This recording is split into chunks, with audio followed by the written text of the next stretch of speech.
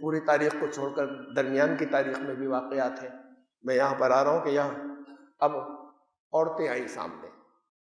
وہ عورتیں جو گھروں میں رہتی تھیں، وہ عورتیں جو بچوں کو دیکھتی تھیں، اپنے کھانا پکاتی تھیں، اور باہر جاتی بھی تھی تو سیدھی گھر آ جایا کرتی تھیں.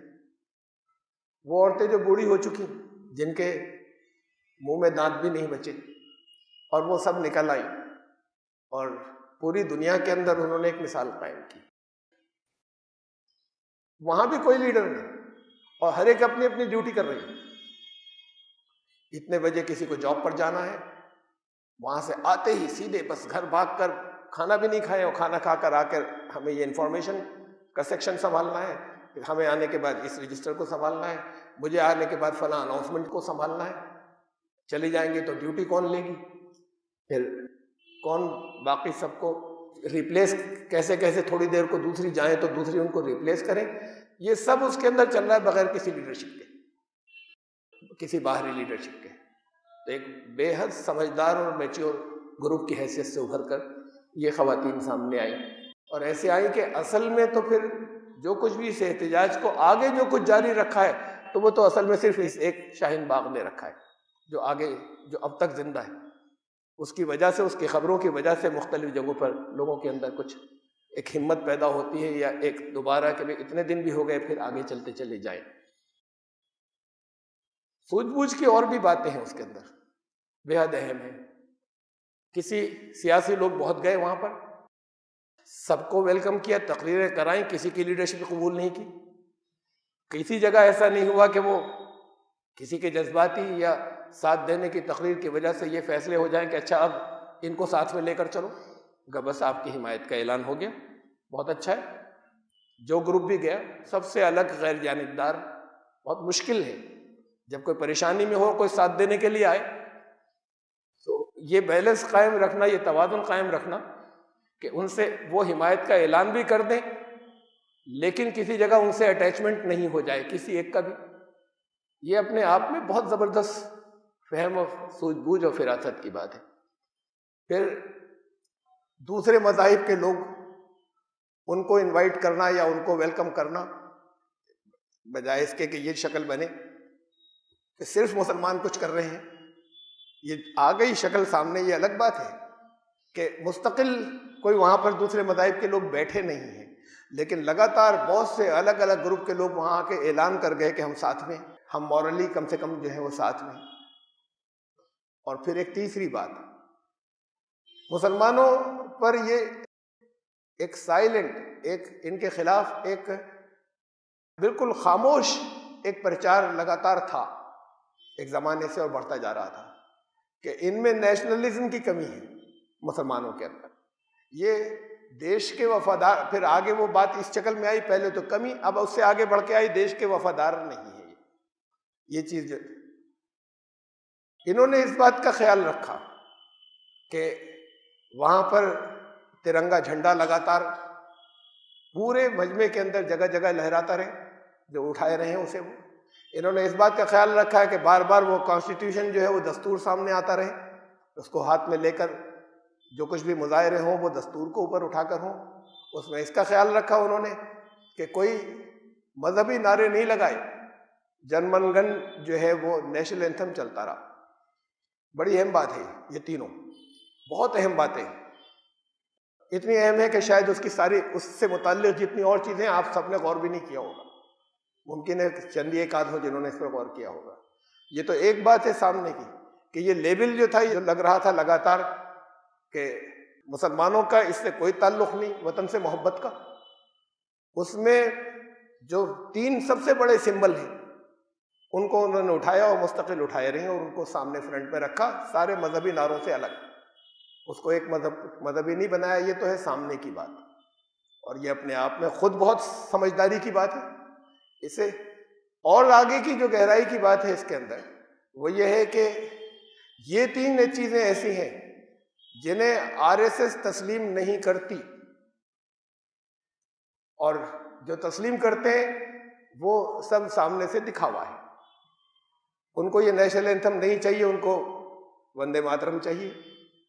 ان کو یہ دستور نہیں چاہیے، ہندو راشٹر کا دستور کچھ اور ہے، یہ کانسٹیٹیوشن ان کو ختم کرنا ہے، ان کو یہ جھنڈا نہیں چاہیے، ان کا جھنڈا جو ہے وہ ایک تکونا بھگوے کلر کا جھنڈا ہے۔ اس کو تو انہوں نے 1948 میں بتا دیا تھا کہ یہ تینوں چیزیں ہمیں منظور نہیں ہیں، 1948 کے اندر یہ تینوں چیزیں منظور نہیں ہیں۔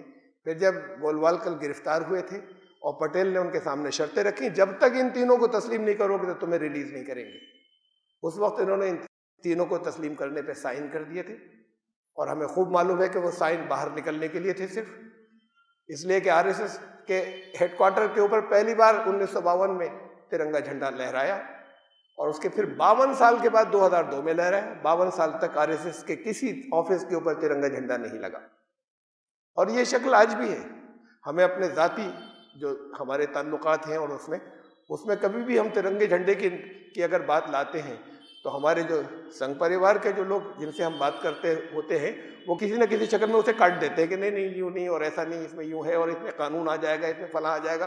مطلب یہ پسند نہیں انہیں، یہ اصل میں اس کی تو مخالف ہے وہ، یہ صرف سامنے سے ہے کہ ہم دستور کے ساتھ ہیں۔ تو یہ تینوں چیزیں وہ ہیں جس کے یہ کٹر مخالف ہیں، اور یہ تینوں چیزیں وہ ہیں جس کی مخالفت وہ سامنے سے نہیں کر سکتے، اور یہ تینوں چیزیں وہ ہیں جس کو یہ لوگ لے کر اٹھی۔ تو یہ اپنے آپ میں بہت اہم بات ہے، اور بہت ذہانت کی بات ہے، اور بے پناہ میچیورٹی کی بات ہے۔ اور پھر یہاں تک تو ہم آئے، آگے کیا ہوگا؟ یہ صرف سوجھ بوجھ اور میچیورٹی سے اب طے نہیں ہوگا جو کچھ آگے ہوگا۔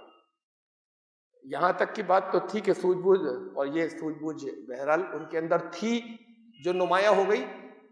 اس سے آگے کی جو اور چیزیں ہیں وہ صرف سوجھ بوجھ سے نہیں آئیں گی، ان کو دیکھنا ہوگا، سمجھنا ہوگا کہ گائیڈنس جو اللہ کی طرف سے آئی ہے وہ کیا ہے۔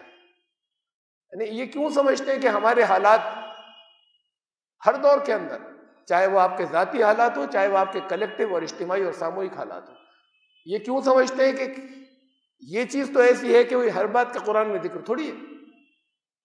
قرآن کہتا ہے کہ ہم تمہاری طرف ایک ایسی کتاب لے آئے ہیں جس میں تم سب کا ذکر ہے، تم سب کا۔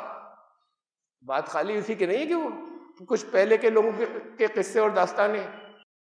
لقد انزلنا الیکم کتابا فیہا ذکرکم، تم سب کا ذکر ہے اس کے اندر۔ اور یہ بھی کہا قرآن نے کہ اور یہ خود اپنے ذکر سے بچ کر نکل رہے ہیں، عجیب لوگ اپنے ذکر سے بچ کر نکل رہے ہیں۔ تو جب تک اب وہ میچیورٹی اس لیول پر نہیں آئے گی کہ انسان کو اللہ نے عقل دی، اس عقل کا استعمال ضروری ہے۔ اس عقل کا بہت اچھا ہی انہوں نے استعمال کیا، ان لوگوں نے بہت اچھا استعمال کیا، لیکن سب کچھ عقل سے نہیں ہوگا۔ انسان کا بچہ جب پیدا ہوتا ہے تو زیرو نالج ہوتی ہے اس کے اندر، زیرو علم ہوتا ہی نہیں۔ جانور کا بچہ پیدا ہوتا ہے، عالم پیدا ہوتا ہے، اس کو اپنی زندگی سے متعلق جتنی چیزیں ہیں وہ سب معلوم ہوتی ہیں کیا کرنا ہے، اور جیسے جیسے اس کی جو ایج آ جاتی ہے اس پہ جو کرنا ہوتا ہے وہ خود سے سیکھ لیتا ہے، اسے سکھایا نہیں جاتا۔ یہ اس کے اندر، اسے انسٹنکٹ کہتے ہیں، جبلت، یہ ان کے اندر اللہ نے رکھی جیسے کوئی چپ ہوتی ہے۔ انسان میں وہ چپ نہیں رکھی، صرف عقل و دانش اور سوجھ بوجھ۔ انسان کو اس کا سارا علم باہر سے دیا، کچھ کائنات سے اور کچھ اللہ نے وحی کے ذریعے بھیجا۔ یہ ان دو جگہوں سے ملا ہے۔ یہ فرمایا کہ لا تعلمون شیئا، تمہیں تمہاری ماؤں کے پیٹ سے اس شکل میں نکالا تھا کہ تم زیرو نالج کے ساتھ تھے، علم کچھ نہیں تھا تمہیں۔ جانور کا بچہ اپنے علم کے ساتھ پیدا ہوتا ہے، اس کے اندر چپ ہوتی، انسان میں نہیں رکھی گئی، اور پھر انسان بہت اوپر نکل جاتا ہے۔ وہ اپنے سمجھ بوجھ سے اس کائنات سے، اس کائنات میں پچھلے لوگوں کے تجربے سے آگے چلتا ہے، شروع سے نہیں کرتا ایکسپیریمنٹ سے کہ پہلے کے لوگ جہاں چھوڑ گئے اب اس سے آگے چلیں، لیکن اس کی یہ عقل کافی نہیں ہے، اس لیے کہ علم ایک باہر سے دیا گیا اس کو، وہ ڈائریکٹ اللہ کے پاس سے آیا جو وحی کے ذریعے آیا۔ اس وحی کے علم کو جب تک نہیں لیں گے تو پھر وہ خالی عقل اور فہم و فراست جو ہے وہ کام نہیں آتی، اور وہ کبھی کبھی بہت غلط اور بہت ایسے راستوں کی طرف لے جاتی ہے جس پر تباہیاں ہوتی ہیں۔ اب جو کچھ آگے کے حالات اسی ملک کے سلسلے میں جو رہنمائی ہے اس کو اصل میں ان کو دیکھنا پڑے گا۔ یہ اپنا جاری رکھیں، بالکل ٹھیک بات ہے اپنی جگہ، اس کو اگر سپورٹ نہیں کر سکے ان اسٹیٹس کے مسلمان مرد جن اسٹیٹس کے اندر ان کی سرکار ہے وہاں پر سپورٹ نہیں کر سکے کہ انہوں نے جو باقاعدہ ایسا ہوا کہ جیسے کرفیو کے اندر جو کچھ کیا جاتا ہے وہ کیا. میں نے مشورہ دیا تھا کہ اسے مسجدوں سے کر سکتے ہیں جاری، لیکن ابھی سوچوں میں اتنی وسعت نہیں ہے. ابھی تو وہ عورتوں کو مسجد میں داخلہ بھی منع سمجھتے ہیں. نبی اکرم صلی اللہ علیہ وسلم نے فرمایا تھا اللہ کی بندیوں کو اللہ کے گھروں میں آنے سے مت روکنا. یہ صاف الفاظ میں صحیح حدیث. اور اس کے خلاف یا ملتی جلتی کہ جو اس کو روکے یا رد کرے ایک بھی نہیں. ایسا ہوتا نا کہ دو مختلف الگ الگ حالات میں الگ الگ بات فرمائی تھی. تو پھر یہ تو کہا تھا کسی خاص حالات میں، کسی خاص حالات میں یہ بھی کہا تھا نا. اس سلسلے میں عورتوں کے مسجد میں داخلے کے سلسلے میں صرف یہی بات تھی، اس سے ٹکراتی ہوئی کسی اور حالات میں کوئی اور بات نہیں. اللہ کی بندیوں کو اللہ کے گھروں میں آنے سے مت روکنا. تو اب اللہ کی بندیوں کو اللہ کے گھروں میں آنے سے تو روک دیا گیا ہے بہت بڑے حصے میں ملک کے کہ نہیں آ سکتی، تو صرف مردوں کی جگہ ہے. یہ صرف جو مسلمانوں کی پوجا ہوتی ہے اس کی جگہ ہے جسے عبادت کہتے ہیں. عبادت جو ہے وہ بندگی کے بجائے پوجائیں ہو گئی. کچھ خاص مناسک ہیں، اٹھنا بیٹھنا جو کچھ کرنا یاد کر کے پڑھ لینا وہ عبادت ہو گئی. چاہے ذہن کہیں چل رہے ہوں، چاہے سوچ کچھ بھی رہے ہوں، نماز ہو گئی اگر ویسے کیا تھا جیسے بتایا گیا تھا اٹھے بیٹھے تھے. چاہے اس کے اندر کچھ بھی اپنا آپ کا ذہن اور دماغ جو ہے وہ دنیا کے جو چاہے جو مسائل حل کر رہا ہو وہ ہو گئی. ہاں پیجامہ ٹھیک ہونا چاہیے، چہرہ ٹھیک ہونا چاہیے، سر کے اوپر کچھ ہونا چاہیے، ہاتھ کہاں پر بندھے، یہ چیزیں ٹھیک ہوں. اور پھر چاہے آپ اپنے مقدمے لڑاتے رہیں، وہ بس پکا ہو گیا. 5 وقت کی پابندی سے نماز ہو گئی. تو یہ جو ابھی تو یہ فہم بھی نہیں آیا. اور اس کے بعد پھر جو واضح تعلیمات تھی انہیں روکا گیا. مسجدیں کمیونٹی سینٹر ہوا کرتی تھی. مسجدیں صرف نماز پڑھنے کی جگہ نہیں تھی. نماز کے وقت پر نماز ہوگی، لیکن مسلمانوں کا ہر اہم مسئلہ مسجد سے طے ہوتا تھا. چاہے وہ محلے کا ہو، چاہے وہ شہر کا ہو، چاہے وہ ملک کا ہو، وہ چاہے پوری ریاست کا ہو، ہر اہم مسئلہ مسجد سے طے ہوتا تھا. سارے اہم فیصلے، وہ اہم فیصلے چاہے مذہبی ہوں، وہ اہم فیصلے چاہے ریلیجس ہوں، اور چاہے وہ سماجی ہوں، سماجی ضرورتوں کے، چاہے محلے کی صفائی کے ہوں، کسی بھی طرح کسی انداز کے، ان کا سب کا سینٹر مسجد. اب یہ کہہ دیا گیا کہ مسجد تو صرف آ کے نماز پڑھنے کی جگہ ہے، اس کے بعد یہاں پہ خبردار بچہ تو کوئی شو بھی نہیں کرے ذرا سا بھی. ایک مرتبہ چھوٹے چھوٹے بچے انہیں کھینچ کھینچ کے پیچھے کر دیتے، کہتے ہیں نماز نہیں ہوتی. رسول اللہ صلی اللہ علیہ وسلم اپنے کندھوں پہ بٹھا کے پڑھتے تھے اور کھڑے ہوتے تھے اور اتار دیا کرتے تھے. ہمارا علم یہ ہو گیا کہ اگر کوئی مسجد، اگر بچہ کھڑا ہو